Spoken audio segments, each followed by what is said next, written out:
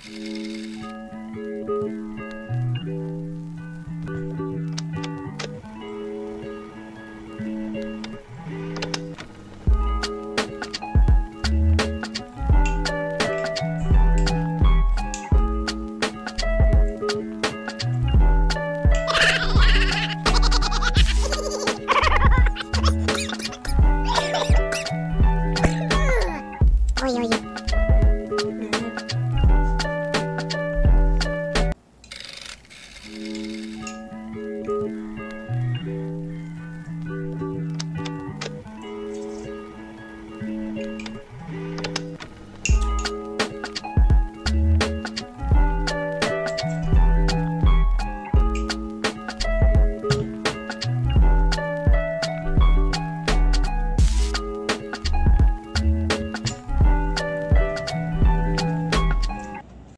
guys! This is How.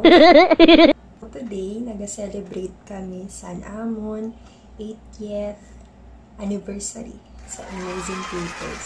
Pag-isip-isip ko na may gali i-share ko. Dapat ganit Tagalog, sorry. Liwat.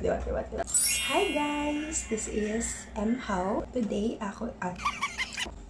i-share ko po sa inyo kung paano ko naitayo yung business. Going back sa nursing school, nagnegosyo na ako. And thanks to my sister, kasi siya din po parang nag-encourage sa akin na dapat magnegosyo para may extra income maliban sa allowance namin. Sa nursing school po, yung allowance 500 a week. Kasali na dun yung pamasahe, pagkain ko sa school, pang project, lahat. Yung ginagawa ko po, nagbebenta ako sa school ng mga chicheria o sa palengke, dun sa may balik-balik. Bumibili po ako dun ng mga super crunch, candy, kasi pang 8th floor yung room namin dati sa nursing building sa FEU. So, naisip ko na magbenta ng pagkain kasi yung mga klase ko pag gutom, pipila pa sila sa elevator. Unlike kung meron akong pagkain sa bag ko na pwede kong ibenta, kikita ako at the same time, less effort din sa kanila. Tapos, yung ate ko, pagka-graduate niya, pinasa niya sa akin yung negosyo niya na Illuminax, yung sabon. So, ako na din yung nagdi-deal nun dati. May mga buyers kami online. Tapos, nagbibenta din ako ng kape, ganun. May pampapayat. Wala na yun, hindi na ako nagbibenta nun yun. A few moments later. After graduation ata yun, nag-usap kami ng ate ko kasi pangarap ko talaga mag-med school. Pero hindi ko din sure kung mag-work ako, mag-med school ako. Undecided din ako nung time na yun. Yung parang advice lang ng ate ko sa akin, mag-business muna ako para kahit daw nag-aaral ako, meron na din akong sarili kong kita. Nag-take ako ng board exam 2012. While waiting sa result ng exam, tinatanong ko si Mami. Sabi ko sa kanya, Mami, uwi ba ako ng Masbate or diretso na ako ng med school or mag-work ako sa Manila? Kasi yung mga kabatch ko nun, nagtitraining na sila. Yung iba, nag-call center. Sabi ni Mami nun, ipag-pray ko. Talagang naniniwala ako na si God, nag-i-speak siya sa atin in so many ways. I opened the Bible. Yun nakalagay doon. Go back to the land of your fathers and to your relatives, and I will be with you. Now leave this land at once and go back to your native land. Go back to your country and your relatives, and I will make you prosper. Sa moment na yun, I know na si God yung nag-speak sa akin. So I decided na umuwi na lang ng Masbate while waiting for the results ng exam namin. Yung andito na ako sa Masbate, meron kami mga students. So may elementary, may high school, iba-iba.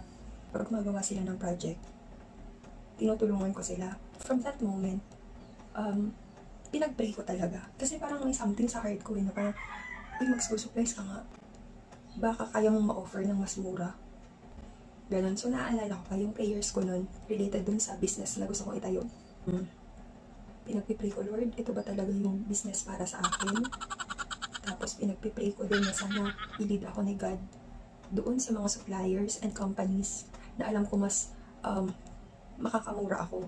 And lastly, na sana magkaroon ako ng enough capital para matayo ko yung business na gusto ko. Nung lumabas yung result ng exam namin, I went back to Manila para sa oath-taking namin. Few days after nung oath-taking, parang alam ko talaga na parang gusto kong magnegosyo. Pero from scratch ako kasi hindi naman ganun yung negosyo na meron yung lola ko na pwede kong matanong saan yung suppliers, ganyan. So, from scratch talaga. Ang ginawa ko po, nilist down ko sa papel yung mga supplies na gusto kong ibenta. Like, intermediate pads, quiz pads, ballpen, lahat. Crayons, ganyan. Nilist down ko po yun. Pinotocopy ko. Si Mami, buti na lang andun din siya sa Manila. So, si Mami yung nag-volunteer na parang sabi niya, okay, bigay mo sa akin yung address, ako lahat ang mag-distribute. So, yung ginawa ni Mami, dinistribute niya yung mga list ng item. Dinistribute niya sa mga tindahan na binigay ko sa kanya. Iniiwan niya yun, tapos sabi ko lang sa kanya, magbigay siya ng instruction na, eto po, magkakanvas kami, kailangan ko ng price, babalikan po namin after 3 days, ganun. So, after 3 days, binalikan ni Mami yun. So, kinalat niya yung mga yung lista na binigay ko. Tapos, pagdating sa bahay, talagang nilatag ko isa-isa yun. Nilatag ko. Talagang kinumpare ko isa-isa. Halimbawa, crayons. O si ganito, mas mahal siya ng piso. Si ganito, ganyan. Hanggang sa determine ko, napili ko kung sino yung supplier yung kukunin ko. So, doon nag-start. Doon ako nag-start paano mag-hunt ng supplier. Wala pa din yung iba. Kasi yung iba, baka sa next vlog. Hopefully, vlogger. So, hopefully, madiscuss ko din paano ako naghahunt ng suppliers. So, after nun, parang nag-start na ako magnegosyo. Pero yung binibenta ko lang, bond paper, tsaka ink sa printer. Tapos, dinisplay ko yun sa cabinet ko. Kung saan ko nilalagay yung mga damit ko. Yun din yung parang una kong display. Noong May 2013, nilakasan ko na yung loob ko. Talagang lumapit na ako sa ate ko. Sabi ko sa kanya, gusto ko na sana magnegosyo. Kaso wala talaga akong pang-capital. Sabi ko, baka pwedeng umutang ako sa'yo. Tapos, bayaran ko na lang eventually. Tapos, ayun, pumayag naman siya. Tapos, so, pag sabi ng ate ko na, okay, papahiramin kita. Parang, ang hiniram ko lang sa ate ko nun is 50,000. Yun lang talaga yung pang-startup ko. 50,000 lang.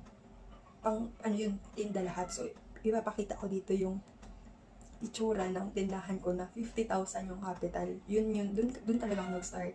So, 50,000 yung sa supplies, yung lahat ng pinamili ko, 50,000 worth. Tapos, nagtanong din ako dun sa engineer na kakilala ko kasi yung plano ko sana sa parang isang part dito sa bahay namin, pina-estimate ko magkano yung aabutin if magpagawa ako ng tindahan. So, nung gumawa ng estimate yung engineer, umabot sa parang 100,000 yung binibigay niya sa akin na budget. So, sabi ko, hala, hindi ko kaya kasi 50,000 nga, hiniram ko pa. 100,000 pa kaya. So, hindi ko talaga kaya. So, yung ginawa ko, yung lola ko kasi may tindahan talaga siya dati. Tapos, hindi na ginagamit yun. May certain part doon na hindi ginagamit. So, nakatenga lang siya. So, tinapalan ko na naman yung mukha ko. Sabi ko sa lola ko, ma, baka pwedeng magpwesto ako dun sa isang mong tindahan, sa isang part ng tindahan. Kasi sabi ko, hindi ko talaga kaya na magpatayo ng sarili kong tindahan nung time na yun. Sabi ko, at least dun, ipaparenovate ko lang. Pero wala sa plano yun na mag-school supplies ako. So, dapat dun ako sa may school magpipwesto, wala. As in, walang ganong idea sa akin. So, ngayon, parang napapaisip din ako na baka will din God na parang siguro kung may pera ako nun, hindi ako dun pipwesto eh. Dito ako sa bahay, malayo ako sa school. Pero yun, talagang walang-wala ako. So, dun ako napwesto. Parang ganun, parang will din ni God na dun ako kasi malapit din talaga sa school yun, sa harap lang ng school. Yun yung lola ko na pumayag siya, si Mama M. So, thank you, Ma'am. Sa yun. Yung lola ko yung... Wait lang.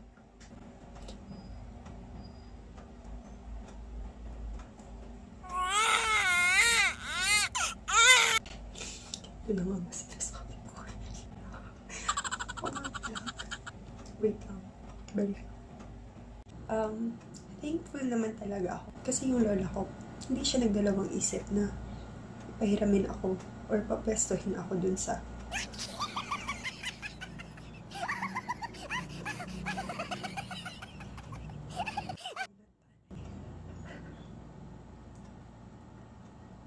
sobrang thankful ako sa lola ko kasi hindi siya talaga nagdalawang isip. Pag sabi ko sa kanya, ma, baka pwede kong hiramin, makapwesto ako dun sa tindahan. Talagang, sabi niya agad, sige dun, gamitin mo. Pag sabi ng lola ko na, okay, dun ka na sa pwesto, talagang pinaayos ko, naghanap agad ako ng karpentero. Naghanap ako ng magpipintura, mga ganun. So, buti na lang. Parang, Pacquiao din yung ano ko nun eh. Pacquiao ata yung kuha ko nun. Parang 10,000. Sila na lahat ang mag-labor, sila lang magpipintura, ganyan. Tapos, parang yung separate lang na pinagawa ko dun is yung table ko.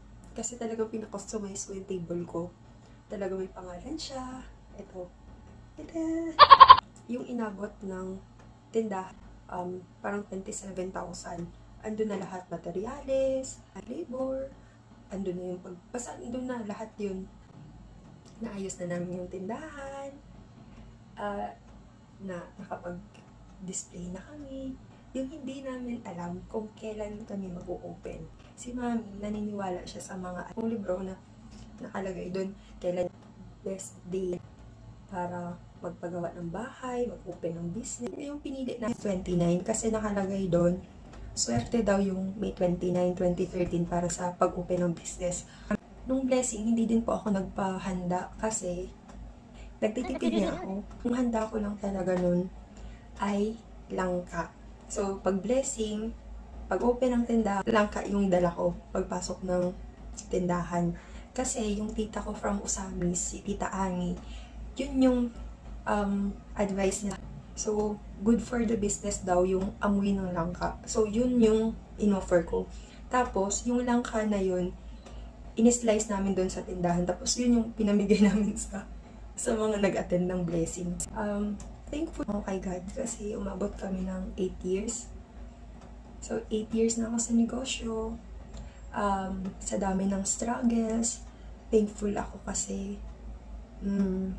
wow, iyak. Thankful ako kasi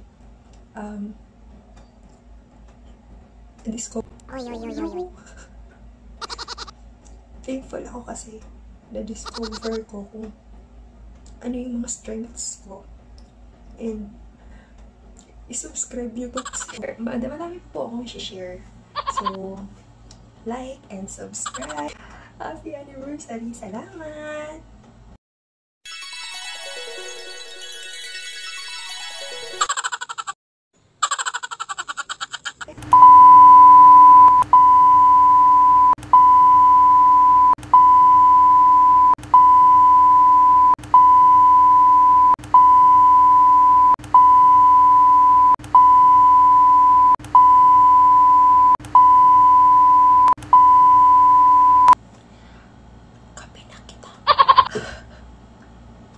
Makapi na kita kayo malamig ng kape ko.